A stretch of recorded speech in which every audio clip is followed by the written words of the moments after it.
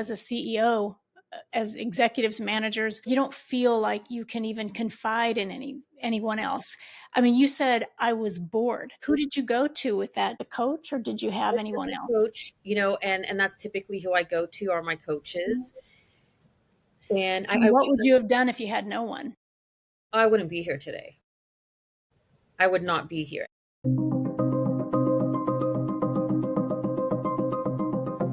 Welcome to Frontline Women, a show dedicated to women on the leading edge of change and culture renewal in America. I'm Dalisia Coppersmith, and I'll be your host and guide as we explore emerging issues and opportunities for women to lead side by side with men every day. So let's get off the sideline and onto the front line right now. Hello, my friend. Welcome back. I'm so glad you decided to take a few minutes to spend time with Frontline Women. I'm here today with another wonderful guest.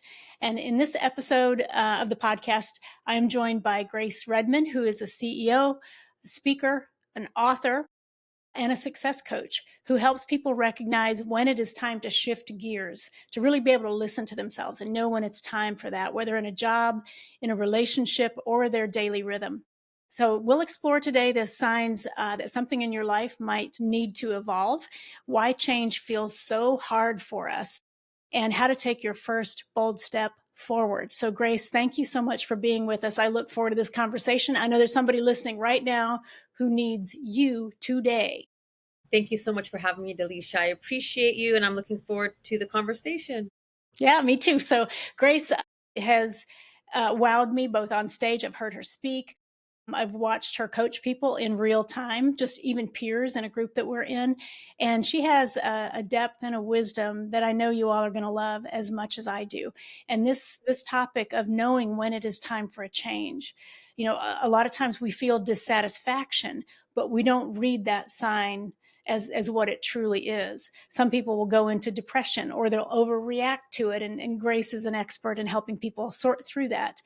On the CEO side of her life, she started and I'll say raised a successful staffing business that she still runs. So that is in addition to the work that she does with people one-on-one. She does executive coaching, life coaching. So she's a skilled coach in all of those areas for business, for wellness, for self-awareness.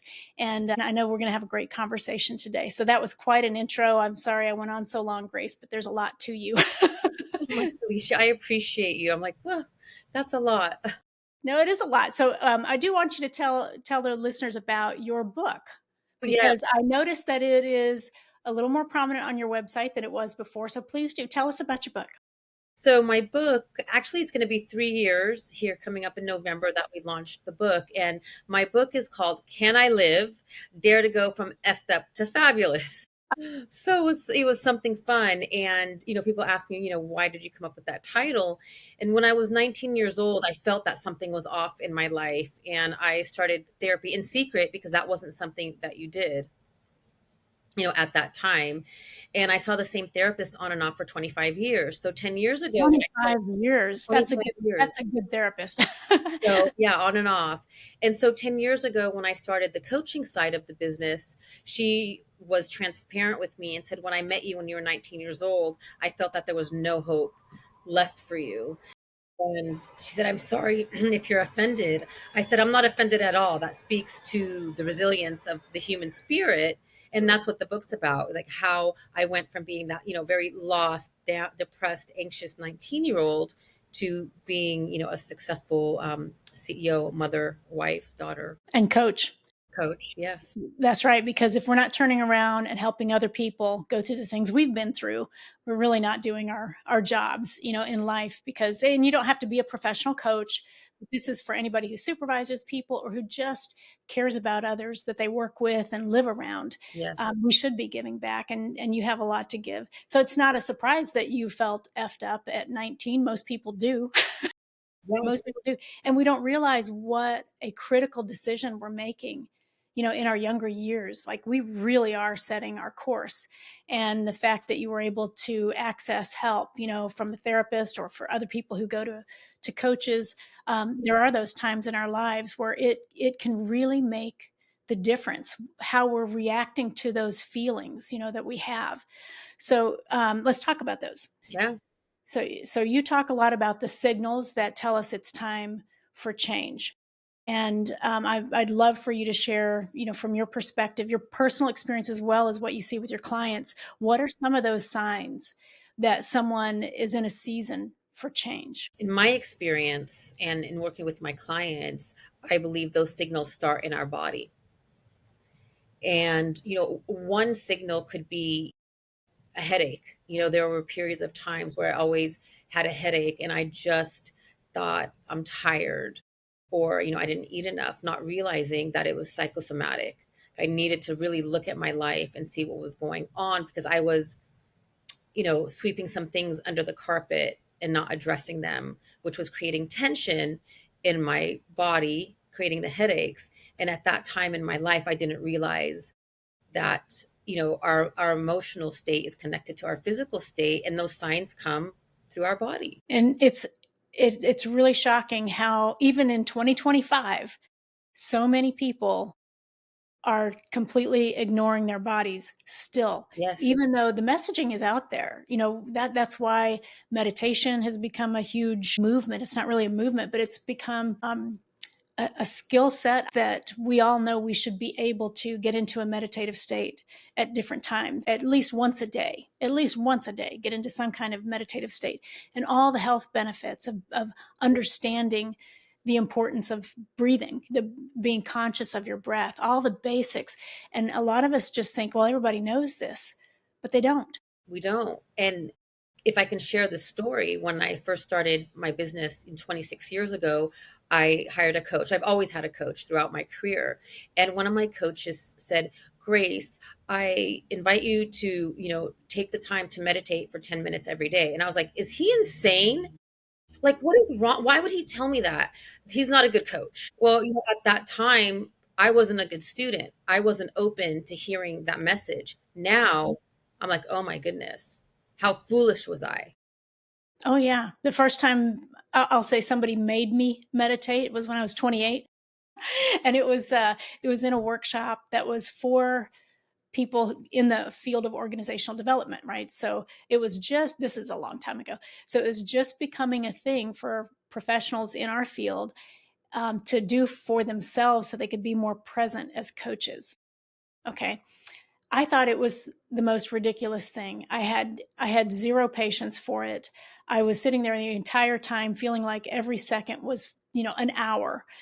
And how sad, how sad, because I was just such a go, go, go person that I thought effectiveness was about going even harder, getting even more done. Just foolish, I get it. completely foolish. That's So listening to our bodies, how do you help people listen to their body, listen to the signals that it's time, it is a season for change? Believe it or not, I've worked with several clients when I've asked them, where do you feel it in your body? They don't know. So we sometimes are so disconnected. And so the first step I take is just what you said. Okay, let's just take a few minutes to get quiet. If they're in the office with me, or if we're doing it virtually, I get them into a meditative state. And then from there, I lead them, okay, what are you feeling now, if anything? So I think the first step is getting quiet, because if we're not quiet, we're not feeling it unless it's screaming loud, like the headache or the backache or our neck is stiff. Yeah, and we want to catch When- it far Exactly. sooner than that. Yeah, we don't want to wait till we're in either a health crisis or just misery, before Exactly. we realize, wow, something's wrong, something needs to change in my life. Exactly. I'll give you an example. I was working with a client, is a young gentleman, 25 years old, and he said, there was just like this sickness in my stomach. My stomach was just aching all the time. It wouldn't go away. And he was in a situation that wasn't serving him in that moment. And so what we did is we figured out, okay, what's not working.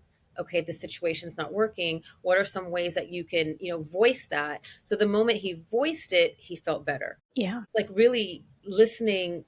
And in my experience, when I get quiet, the messages start to come. If I'm going, I'm it's over my head. Right. If we're trying to sort through it in our minds, we will probably attribute it to the wrong thing.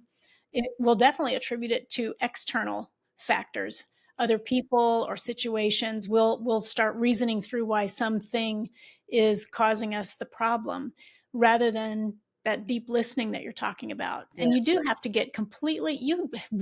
to get completely still to be able to listen to yourself to get the right answer to what's really going on. Otherwise, we let our busy minds create logic, that absolves us of responsibility to sort through the truth. I agree. You know what's interesting where I found that the messages come from me, and if this resonates, with you, in the shower, when I'm working out, or when I'm on a walk by myself without the dog or the podcast. Mhm. And it just starts to, I'm like, oh, okay. There we It's go. so true. Yeah, and for me, it's running and hiking, definitely. Running and hiking, every single time, I will feel it's not that I'm necessarily looking for answers either. Sometimes I am considering, what's going on in my life and reframing it a bit to Mm, where something that feels stressful, by the end of a run, for example, I will feel grateful that that situation is going on. Instead of saying, "Oh, I have so much to do. I got to do this by Monday." That whole narrative turns around, and I realize I am so grateful to have these people in my life that want help from me or are interested in hearing about me, whatever it is. So I may owe them some piece of work, but how lucky am I, to have that, to be able to serve people, to be in relationship with people. And it's great to be busy, so it's like I calm right down and I just say, okay, let me work in an efficient way, but with gratitude, that I have those things to do instead of getting lost in the stress of it all and poor me and I won't be able to have a weekend or I'll have to stay up all night, whatever it is. So that thinking that could be a false signal, because we can have false signals. absolutely. We can react to a feeling and say, "Oh, I need to change something. I need to, somehow get out of this responsibility that I have." Well, maybe not. Maybe you just need to look at it completely differently. So, how do you help people sort through that? What is a real signal that it's time to change versus a false signal? Well, you just used a great word. You said, reactive. I'm reacting. And so we can either react to a situation or respond to a situation. And, typically, if we're in a state of chaos and we're in that negativity, we're not going to get that true signal because we're going to be in chaos. And Yeah. so when we go into that place of gratitude, like you mentioned, we're coming from a very different frequency. So in the frequency of chaos, where we thought there was a problem, when we take the time to breathe, step back, you know, reframe it, come from a place of curiosity and gratitude, we may have been completely overreacting in that feeling, right? And the feeling moves away. Now, if the feeling stays there or something stays and it's nagging, that's when, okay, like there's something needs to be done. Yeah. So, not reacting the first time you feel negatively about something, but instead getting to that place of stillness and letting it sit for a bit, seeing if you can work through the feelings and reframe things. But then if it persists, that's where you coach Sure. people to let's look at that now as perhaps you are in a season for change. Right. Yeah. Exactly. And you mentioned this earlier. The situations in our life, if even when they're negative or chaotic, they're there to teach us something, especially as, entrepreneurs and leaders. Those situations are presented to us so we can, learn, go forward, go through the experience, because then we have that wisdom to share with, our teams, our employees. So I'd love to hear a story from when and you're still running the staffing business, but when that got really hectic and busy for you, you're a victim of your own success, that kind of a thing. You worked so hard to build that business, and then you had that moment. I'm sure. I'm just assuming you haven't even told me about this, but I am assuming because most executives that I work with, become a victim of their success, and they finally make it. They finally push through. Things are going well, and then it's like a tsunami, like it feel the heaviness, the weight of the responsibility.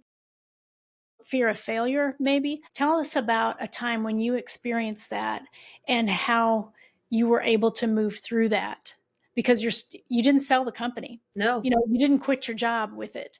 You decided I can still do this and I can also start helping other people. So not only did you stay with it, you started another company I did. so that you could help other leaders, Mm, or even if they're not leaders, other people sort through these things in their own lives. So tell us one of your stories, how you navigated. that's a great question.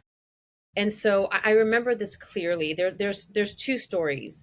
In 2014, I just felt like I couldn't do this anymore. I was exhausted. It was too much. And I really wanted out. And I was bored. And I really wanted out. And one of my coaches said, you're throwing the baby out with the bathwater.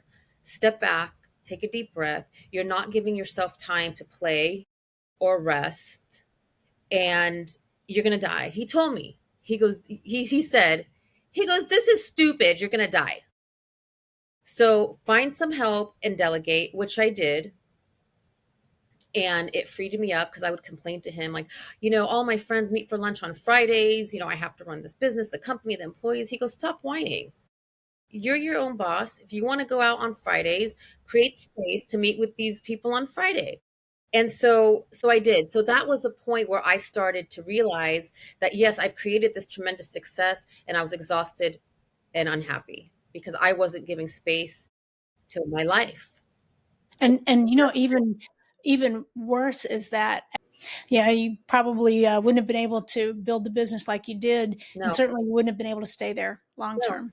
no, not at all. And him telling me that day, he's so funny. He was, he wasn't hard on me, but he told it like it is. He's like, you're going to die. You're stupid. That's stupid. That's stupid. He's my style of coach. I tend to be a little bit direct Yeah. sometimes. Sometimes And to that a was a fault. game changer for me because that's when I started to integrate my personal and professional life. Because even at that time, I had two sons. In 2014, my oldest was 14, my youngest was 12. I was married. I had, at that time, I still had, actually, no, my dad was no longer, my parents were no longer with us. But prior to that, I had seen them through their transition of life. So I had gone through a lot. Yeah. And it was time to, and I still needed to work and wanted to work, but that was a pivotal moment. Like either, I listened to the signs, which I was feeling in my body, or something would have happened to me. Yeah, well, I'm glad you stuck with it, and I'm glad you had that support. Not everybody does, not everybody does, and we can make really poor decisions. I've seen people who left jobs and regretted it later. Like for example, I've had a client that came to me after leaving a job. Now, like I wish that she had come to me while she was still in the job, because she was already regretting leaving all of her hard work behind. And so, fear causes people to not make the change. For So sure. you, at some point, decided that you were in a season for change because you wanted to start helping people. You wanted to start this coaching business. You Mhm. wanted to write a book. Yeah. So tell me how you worked through any fears, that may have stalled that decision, Mhm. if that was the case. And now that you're helping other people, tell me about what you're seeing that's stopping people in terms of whether it is fear or whatever it is. So how did you work through it, and how do you help people through that now when it truly is a season for change? Well, you're right. It's always fear that's keeping us from moving forward. And what comes under fear are the different emotions, anxiety, guilt, shame that comes under fear. And the way that I moved through it was I had to start somewhere. And so where I started, I always told my coach that I was one day going to be a coach. I told him from the minute I met him, I'm like, one day I'm going to coach. So I always had that in my mind. And when I set my mind to something, I'll do it. So in 2016, I started going to programs, getting coach certified. This is where the fear came up for me. One of the homework assignments was I needed to create a Facebook Live. And that was going to be part of the ongoing process of my coaching practice was, each week I had to do at least 3 Facebook Lives. And I That's a lot. was terrified. You know what terrified is? Like if you told me right now, like in 7 years you're going to be a speaker and have a podcast, I'd be like, you're nuts. That's not happening, because I can't even do a Facebook Live. I'm terrified. And it was the fear of judgment and the fear of not saying the right thing. So I got caught in the perfectionism. And I'm going to be transparent, it took me 3 years to overcome that fear. Well, and that kind of was shortly before COVID then by that time. And so, yeah, that 10 years ago ish, people weren't doing this a lot. Now it's much different. So True. people who are entering this space, whether they're creating a YouTube channel, for an area of interest, or if it's a business and they're doing a podcast, whatever it is, it's much easier now. I think the fear factor is less now than it was in 2016, for sure, because when we all went online during COVID, that's when people got really comfortable. That's true. It's just, we were meeting, all of a sudden we were on Teams and Zoom and all of that stuff. So we know what we've all been through. But it's still, it is still difficult for people to show up. And let's get away just for a moment from entrepreneurs, because this is just a fact of life. We have to be willing to show up. Absolutely. So it's not even optional. I don't think it is anyway. But Absolutely. what about people who don't need to do Facebook Lives and they don't need to do YouTube channels or podcasts, but they are leaders inside of businesses? Are you seeing them being afraid still to show up fully, whether it's in online meetings or to even do, like, a Loom video for their staff? Are you seeing leaders inside of organizations still being fearful of showing up? Absolutely. I think majority of leaders, as amazing as they are still playing small, believe it or not. I do too. I see the same thing. And I saw this in my staffing firm, when I'd sit down with these incredible candidates who've pretty much been the right hands to the CEOs, and they would just be crushed. Their self-esteem is crushed. And that was, I think, a part of why I started the coaching side of the business. Was they were amazing, they didn't see it. And so just working with them to get them to that place where they could see that, and then we'd end up placing them in these great organizations. So yes, I do believe that even CEOs, leaders, entrepreneurs, I think many of us continue to play small because we're afraid. Yeah, and there's, so you can look at your job differently. Let's say a leader has been in place for 5 years or 10 years, and they're at that place where, well, like you were, they're a little bit bored with their role. And they feel like they want to change, but there's nowhere for them to go in the organization, but they don't want to leave the organization because they have so much invested, right? So they feel trapped. But if they're honest with themselves and they're listening to the signals that their bodies are giving them, they will know something needs to change. And you're never trapped, because you can always choose to do something different. For example, we're talking about showing up online, on videos, communicating more, showing up in person more often for people. A leader who is secretly bored and tired of their role can refresh that role at any time. And so in 2014, when I was quote unquote bored, it was really because I was disconnected from myself, and I was doing too much, and I wasn't taking care of me, and I wasn't listening to the signs. And so that's really when, the deep dive journey really began and my transformation began. Yeah. And instead of overreacting to it and saying, well, I need to leave the business, I need to sell the business, the answer was not to do something radical outside of yourself, but to do Right. something radical inside of yourself. And that's usually where it starts. I was speaking to a client this morning, and I shared, if I'm having a situation or there's a problem or something's not working out for me, the first place I look is within myself. That's the first place. I hope everybody's hearing this, because there's somebody, we have a small podcast here. It's a tight community, but there's somebody who needed to hear that today. You just said the first place that you look is inside yourself. Absolutely. Yeah. Because I'm the problem. And what's my part?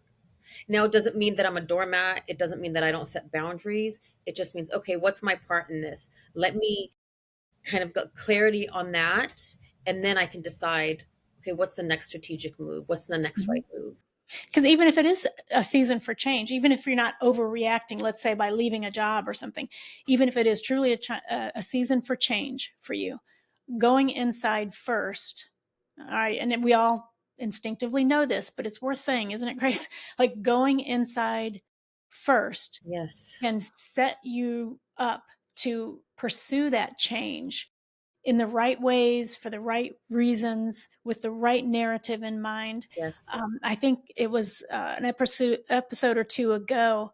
I don't know, maybe 2 episodes ago. I was talking about if we decide to leave a job, the best way that we can do it is by leaving the door open and simply saying, it feels like I'm not in a place where I can grow right now. I'm going to, leave for a while, but I would love for the door to be open and to be considered for a role back here in the future, because I do love this organization. I just feel like there's not a place for me to grow right now. And that's totally different than quitting and slamming the door and saying, because you didn't do these things for me, I had to leave, and all this blame spread around to everyone else. But owning that, like, I need something. It isn't here right now, but it may be again in the future. Yes. Well, you just said owning. I mean, we definitely need to take radical accountability for our part. And if you keep going, you leave this job to go to the next, and I've seen these patterns. You leave this job to go to the next job, and guess what? It's the same problem. So what's the common denominator here? Oh yeah, wherever we go, there we are, right? I have a client. Habit Zen said it a long time ago. Exactly. And I have a client, so and she's a leader, she's an executive. Every time she goes to a different position within the organization, there's a manager that doesn't like her. Okay, after the third time, okay, let's get real here. What's the common denominator? Yeah, let's look at the dynamic that keeps happening around us. Yeah. And sometimes, and I do, obviously I work with the challenges that women have when they go into leadership roles, and there are some external things external to these women, For sure. that are a factor, okay? But same thing, we should always look inside first. Is there a pattern that I have, a narrative that maybe I'm, ensuring continues to play out in my life, because it absolves me of responsibility in some way. So that's some deep stuff that, like, we can't solve, on a podcast. But when we're working with women, that is where we go first. What are the patterns, and what factors are external and what factors are internal? Because usually it is a bit of both. Yes, it can be. So listening to ourselves and making sure that we're not staying in jobs for too long or relationships that are toxic for us, but that we do have the courage to step into change. So that's the phase that we're in right now of our conversation about seasons for change. Really, that discernment, is it time for a change? And then immediately looking at, okay, what is the right mindset for me to be in about this change? Because I've worked with people who were leaving relationships before. This is in the counseling part of my life. I've worked with somebody who was leaving a relationship, had thought long and hard about it, but they were making that other person bad. So that they had, and this is what I think of swimmers when they kick off the wall, they push off the wall to turn and go the other direction.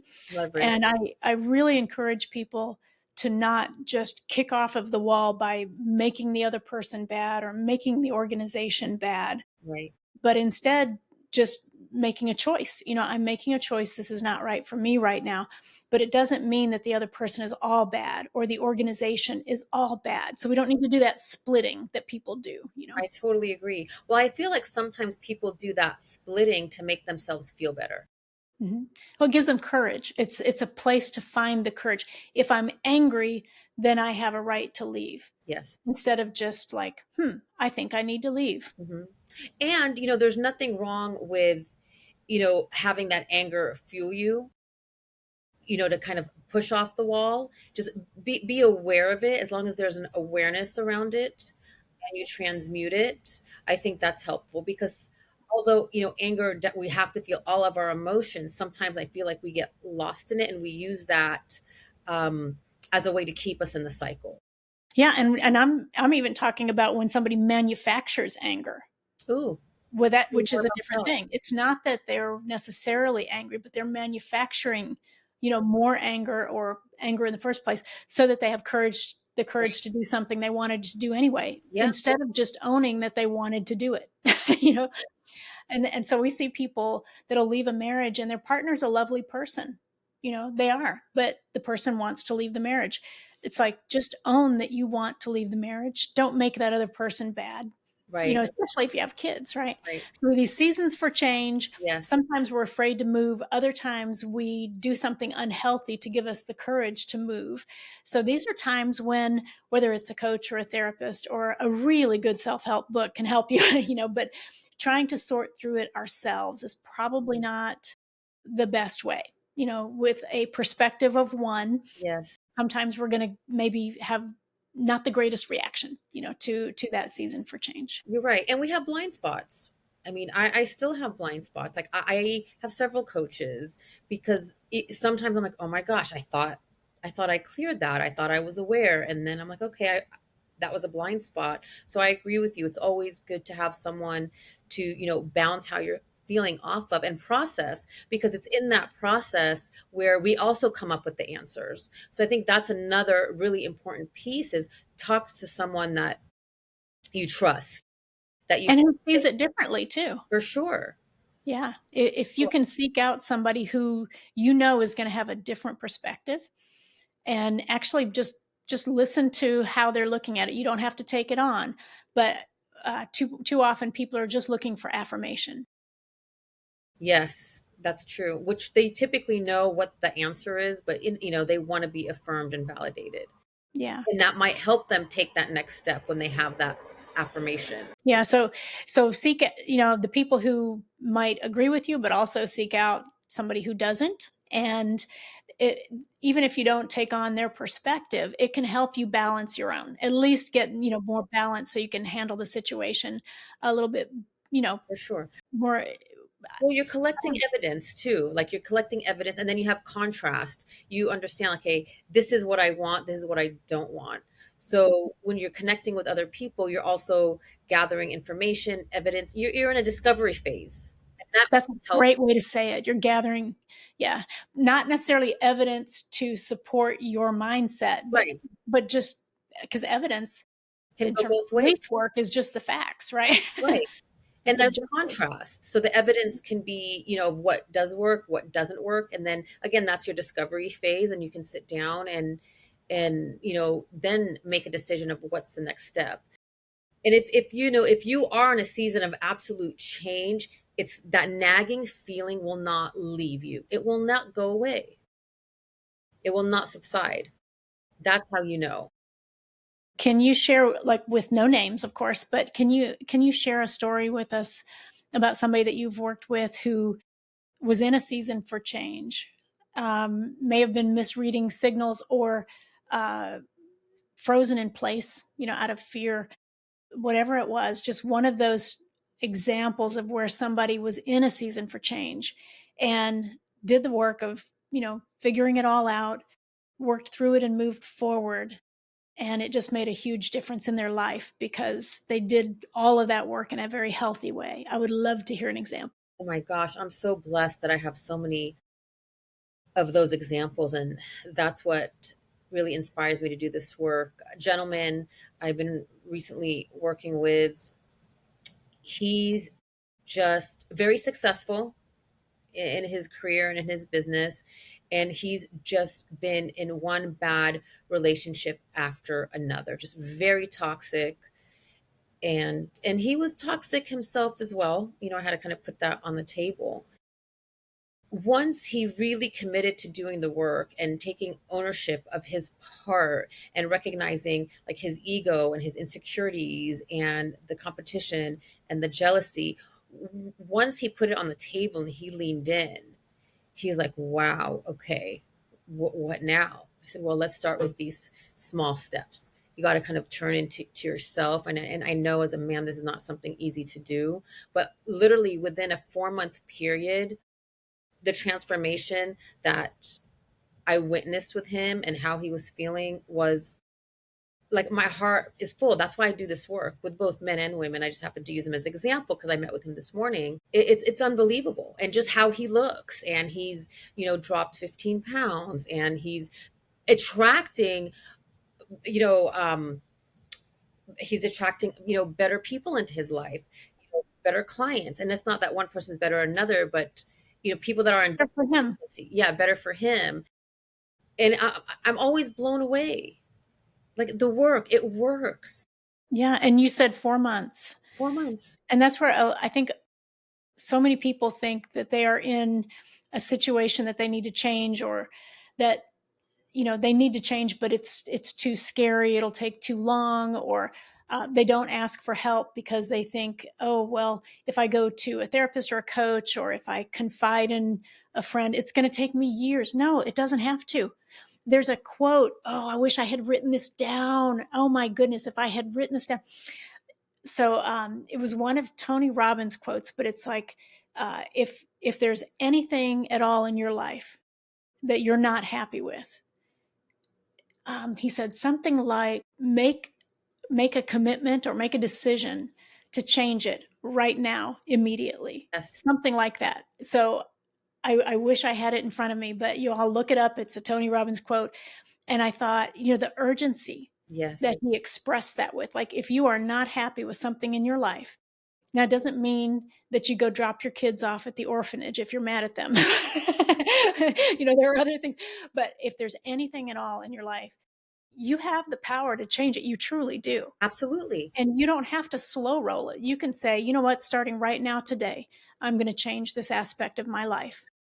And I got to figure out, I say this all the time, draw a circle around your feet, because that's what you can control. And so anything inside that circle, you can make a decision about today, immediately.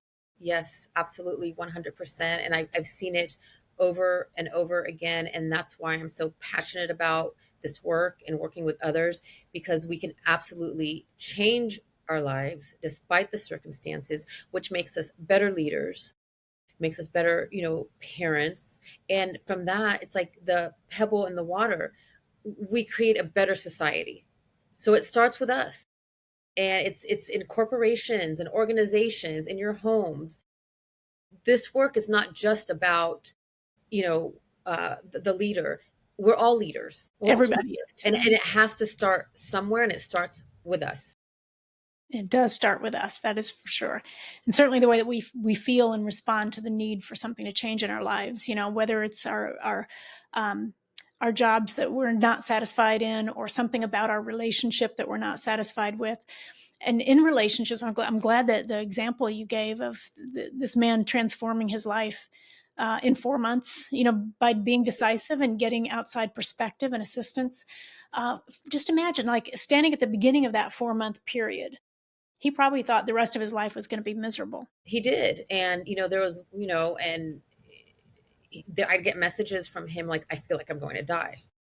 And I said, I feel you. It's very painful. You've never felt your pain before. Just lean into it. I'm here, because it is. If you haven't felt before, like you talked about, how do we know? What are the signs? A lot of people haven't felt before, right? And if now you're starting to open up to do the work, it's going to be very painful.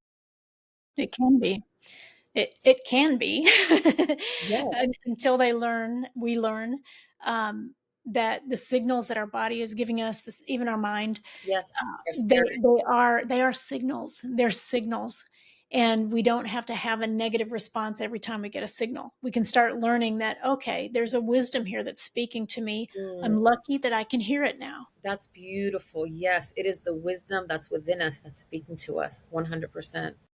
Yeah, so change is not so scary. Well, I mean, it is a little bit, but It's then scary. you can make friends with it. You can listen to Right. yourself. Right. How do you discern when somebody's in possibly a period for change, but it is more of a rough patch that they need to see through? They need to get through it rather than react to it and, like, make a radical change.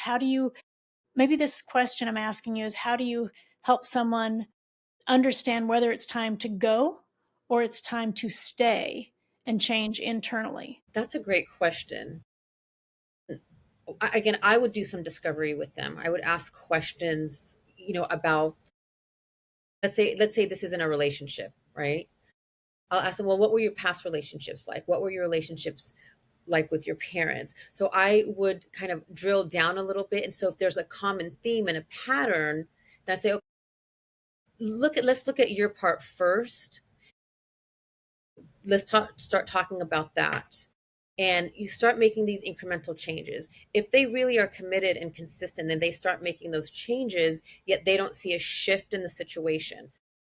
Then let's talk about, okay, maybe it is time to change, because you said it earlier, like you can be in this situation and you can shift it. So it maybe not be the situation, it may be your perspective, it may be, the thing, your part. So that's what we start, make sure, okay, what's your part, let's make the changes there. Okay, you did that, still hasn't shifted, let's talk about exit.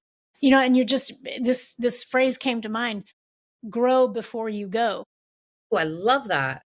Because that's what you're talking about. Like, let's make sure that I've done all the growth in this situation that I was meant to do, because we do get into situations that attract us, whether it's a job or a relationship, because there's something there for us. There's some opportunity for us to grow or learn in some way. So we Always. probably should make sure that we've done that before we decide to, pull up Absolutely. and leave. Because guess what, you're going to go to the next relationship, the next position, the next, Yep.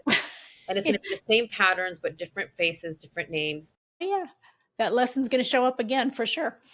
Okay, well, when somebody feels like they have stagnated, because I do, and I'm sure you do too. We work with women who, they make some level of success in their lives. They're smart, they're hardworking, they're good leaders, but you don't necessarily rise all the way to the top of an organization in 10 years. There are going to be periods where you're in the same job for 5 years, some people 10 years, or even more than that. So if they feel like they have stagnated, which is what you described, in your position as CEO for a while, you were feeling that way, Yes. and you just simply needed to have more in your life. Yes. You didn't necessarily need to leave that role, but you needed to have more in your life. So if someone who's listening right now feels like they've stagnated or they're unhappy, in some way, what is the very first step that you recommend they take to get clarity on that? And you already did, we discussed getting stillness and being able to listen. Is there anything else that you would recommend, um, as part of that, I guess, as part of the exploration of, why do I feel unhappy, or why do I feel like I've stagnated? What's another thing that they can do in the early stages? I would say, what are you doing to have fun? Like Really? your coach said, you needed to have fun. Yeah. Like, what are you doing to have fun? Because yes, we are achievers and we love to create and we do need to think about the bottom line. And we are, human beings who want to experience freedom and joy and fun. Who doesn't want to have fun? And I feel like that is a big piece that we're missing because we're so focused on the bottom line and growing the business. So, what are you doing that brings you joy? What are you enjoying?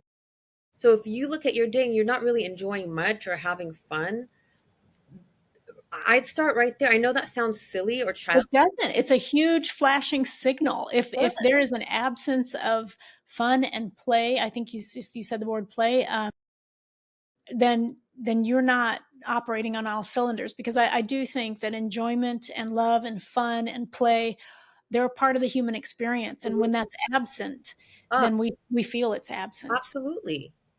A That's huge. It is. It is. There's there's something that, well, this is a great place actually for you, if you don't mind. Um, and I know you could talk about it for days, but we can't do days on a podcast.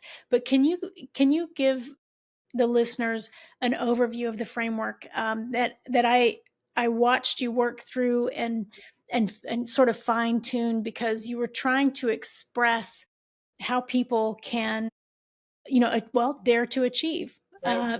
in their lives. Yeah. And you settled on the SOAR framework, and I just think it's beautiful. Can you talk to us about that? Yeah, thank you so much for being on that journey with me because it did take a long time to kind of put together the last 10 years of my work.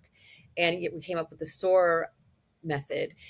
And really, number one is I love Soar because we can soar through those storms. And Soar reminds me of the ego, and we'll talk about that another time. But really, just like what we talked about, is we need to kind of gain clarity, see what our part is, and then own that, then take the action to change it. And then from there, we rise and we get the results.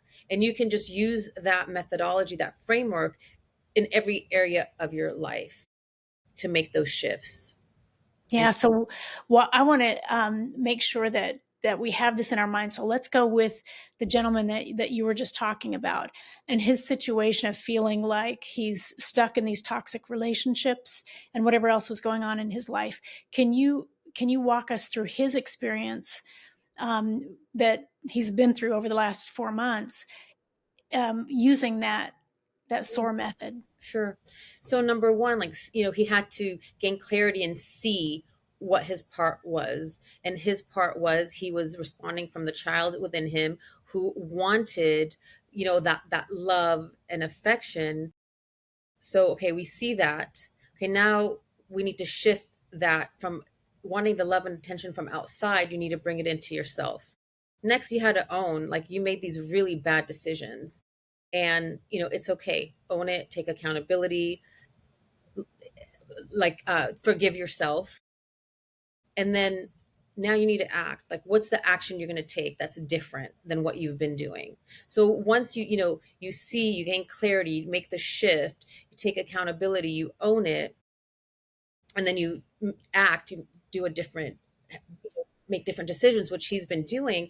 Then he started to get results, and with those results he started to rise, to elevate, to soar. So it's been, again, amazing witnessing not only him but my other clients. But I also let them know, I'm going to give you 110%, but you have to give yourself 110%, because this will not work if you're not committed to it. No, definitely won't, because as much as I love listening to people and helping them sort through things, you can't just stop at see and own. I mean, seeing it is great. Ownership is great, but still nothing is going to change until you have that action. That's what I love about your model. Thank You've you. got to take some action that is different than what you're doing right now. That's when you're really owning it. When you change an action, that's when you're proving, you're walking the talk. Sure. You're proving that you're taking Me ownership, too. and that is the only time that you're going to get results. If we feel like it is a season for change, we need to go inside. Using Grace's SOAR method is fantastic. You can always reach out to her for help if you're looking for that, especially for seasons of change. She's gifted, and she's helping people every day. So we will have a link to your book, Grace, in the show notes, as well as your website.